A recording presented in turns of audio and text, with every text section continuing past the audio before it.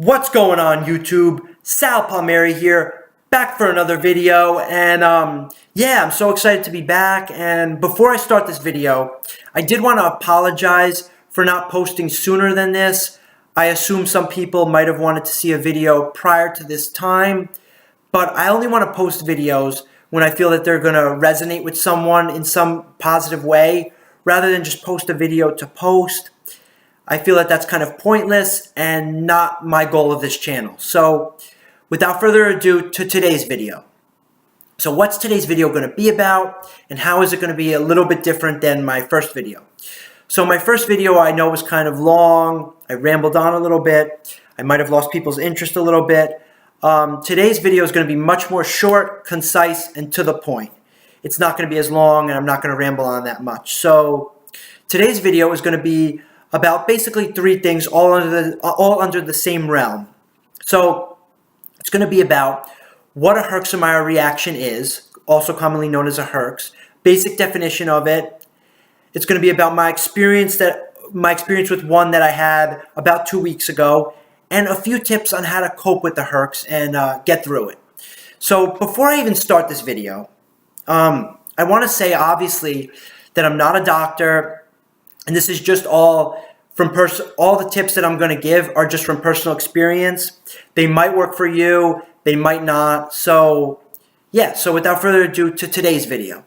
So what is a Herxheimer reaction, also commonly known as a Herx? So a Herxheimer reaction is a basic definition of it is it's just a die-off reaction of all the Lyme bacteria that's in your system. It comes when you're taking a medication that's killing off this Lyme bacteria, and in turn you feel horrible, and for the most part you don't feel good when the Lyme bacteria is dying off, and you might even feel as sick as you did back when this whole process started. So it's obviously not fun, not ideal, but something that has to be done in order to kill the Lyme bacteria off and be cured of Lyme disease. So I'm going to talk very briefly about my experience with one that I had about 2 weeks ago.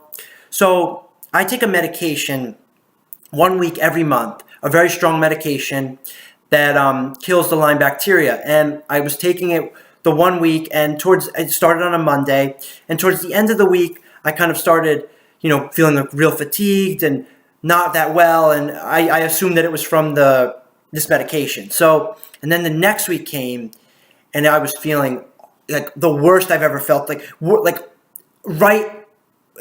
was comparable to how I felt when I started the whole process. I was so fatigued. I could barely get out of bed. I couldn't think again. I had severe brain fog, blurry vision, and shortness of breath. Stuff that I hadn't had.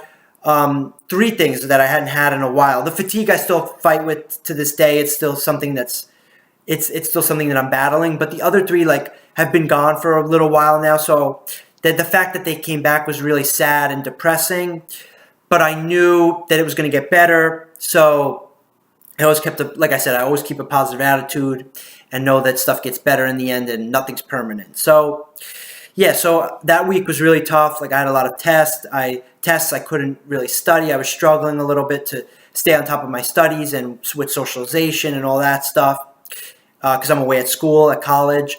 But I got through it. About the next Monday, the following week, I started coming out of it, and I was feeling like getting some relief and feeling a little better. So I was happy about that. So for anyone who's going through a Herx or has gone through a Herx or is dealing with Lyme disease in general, I just want to say it does get better. Always keep the faith. Stay positive. Don't lose the faith. Don't lose the positivity, because without that, life isn't fun and enjoyable. And yeah, so that's my experience with a Herx about 2 weeks ago. So now I'm going to go with just a few tips on how to deal and cope with the Herx. So tip number 1, drink lots of water. It's so important. Water is so good for you. It flushes all the bacteria out of your system.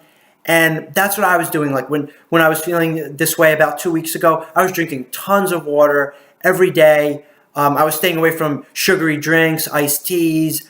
I don't drink soda as it is, but any of that stuff, just purely water to flush out my system and flush out all the bacteria that's present in my body.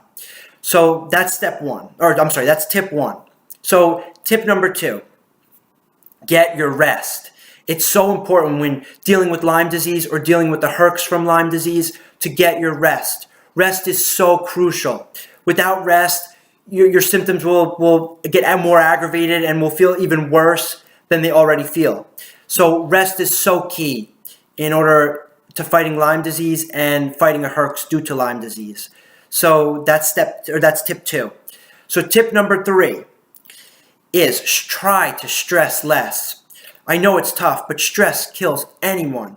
If you're stressed and you're stressing about, I don't know, whatever stage you are in your life, whether you're in college, high school, stressing about schoolwork or about friends, or if you're at a job, stressing about your work or your family, it hurts you in the end, and it makes your symptoms even much more worse than they would have been if you're not stressing.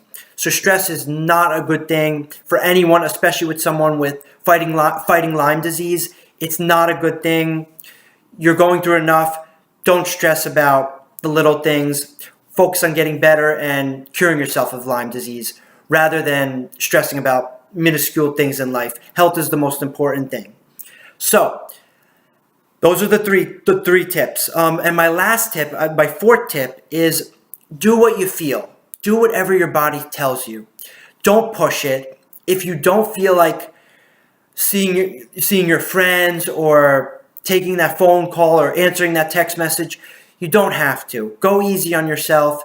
Don't push it. When I was going through this herx about 2 weeks ago, I tried to see my friends at school as much as I could, but I didn't push it that I was, that I was like going to be completely bedridden. So I did what I felt when I felt I was not feeling well, and which was most of the time during that week. I went back to my room and I laid down and relaxed. And those are the keys.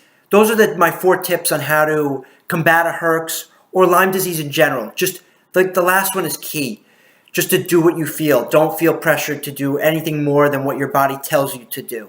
So yeah, that's pretty much it. I'm not going to ramble on anymore. Thank you for watching, and peace out, everyone. See you later.